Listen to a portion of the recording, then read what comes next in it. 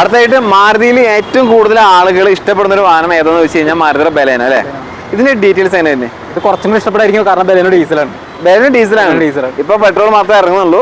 Petrol മാത്രമേ ഉള്ളൂ. ഇത് ഇറങ്ങിയ കാലത്തും വണ്ടികൾ റയർ ആയിരുന്നു, മാർക്കറ്റിൽ കിട്ടാനില്ലാത്ത വണ്ടിയാണ് ഡീസൽ വാഹനം. ഇതിന്റെ ഡീറ്റെയിൽസ് എങ്ങനെ തന്നെ? അപ്പൊ ഇത് വരുമ്പോഴേക്കും 2016 മോഡലാണ്. Sigma variant, single owner, 73,000 kilometre. ഡീസലിൽ 73,000 കിലോമീറ്റർ ഓടിക്കുള്ളൂ. 1,00,000 താഴെ ഡീസൽ വാഹനം കിട്ടില്ല മിക്കവാറും കിട്ടില്ല ഇപ്പൊ. ഓക്കെ, ഇതിൽ ഫീച്ചേഴ്സ് സ്റ്റാൻഡേർഡ് ആയിട്ട് എന്തൊക്കെ വരിക? സ്റ്റാൻഡേർഡ് ആയിട്ട് ബേസ് മോഡലാണ്. മേജർ ഈ പറഞ്ഞ പോലെ പവർ സ്റ്റിയറിംഗ്, പവറിന്റെ ഇതൊക്കെ തന്നെയാണ് വരിക.